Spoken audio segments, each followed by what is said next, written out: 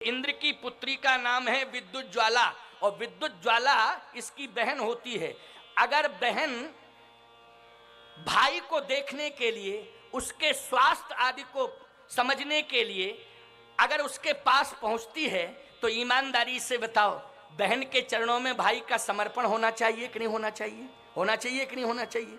और बल्कि उसे प्रणाम करके आशीर्वाद लेना चाहिए कि बहन तेरी दुआ से, तेरे आशीर्वाद से मैं स्वस्थ हो गया। बोलो, ऐसी भावना होनी चाहिए भाई की कि नहीं? लेकिन ये आतताई अधर्मी बाली जैसे ही बहन को देखता है तो इसका दृष्टिकोण बदल गया।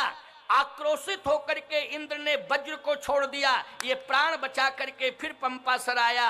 और जैसे ही पंपासर में आ रहा था उसी समय सरोवर में अंगद की पत्नी शांदनी स्नान कर रही थी। स्नान करते हुए इसने देखा, इसका दृष्टिकोण बदल गया। भगवान के रजिस्टर में इसका पुत्र वधू का भी अघ नोट हो गया और भगनी का भी अघ नोट हो गया, कन्या का भी पाप नोट हो गया और अनुज वधू का भी पाप नोट हो गया। भगवान ने कहा, ये सारे पाप मेरे रजिस्टर में नोट हो चुके हैं, अब तेरे पाप का घड़ा भर चुका है, इसलिए रावण के पहले बाली मैं तुझे मारने के लिए आ रहा हूं। अब तू सावधान हो जा, मैं तुझे अवश्य ही मारूंगा। कांप गया बाली सुन के, और जैसे ही कांपा तो कहता है, सुनहु राम स्वामी सन अब चल न चातुरी मोर।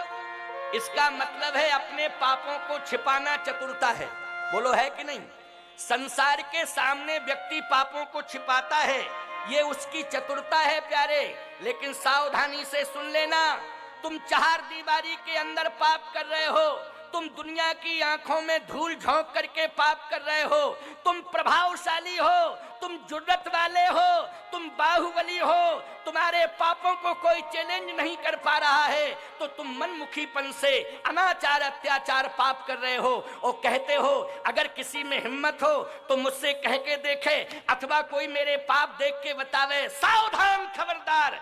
अरे दुनिया से तुम पाप छिपा सकते हो, लेकिन दुनिया बनाने वाला तुम्हारा हर पल का पाप देख रहा है, इसलिए उससे कभी तुम छुटकारा नहीं पाओगे, वो तुम्हें माफ नहीं करेगा। और एक बात मैं और कह देना चाहता हूं, कान खोल करके सुन लो। कल मुख्यमंत्री जी ने कहा था कि राजनेता को चाहिए कि स्वच्छ नेतृत्व दे, भ्रष्टाचार से मुक्त प्रदेश होना चाहिए, भ्रष्टाचार से मुक्त देश होना चाहिए।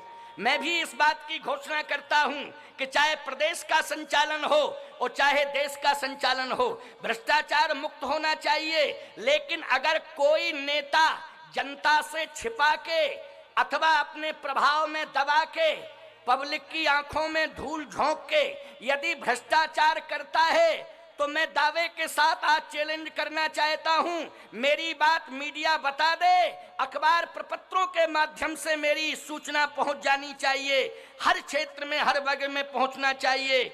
आज मैं क्लियर कहता हूं, घुन किसको खोखला करता है? गेहूं को। बोलो, करता है कि नहीं? अथवा जिस लकड़ी में घुन लग जाए उसे खोखला कर देगा, जिस अन्न में घुन लग जाए उसे खोखला कर देगा, गेहूं में घुन लग जाए उसे खोखला कर देगा। तो घुन का काम है अन्न को खोखला करना, किसी भी वस्तु को खोखला करना।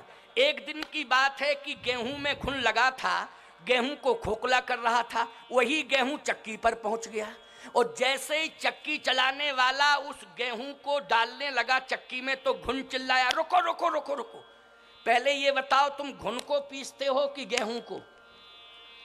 उसने कहा हम गेहूं को पीसते हैं। तो बोला हमें निकालो, हम अंदर हैं, हमको निकालो।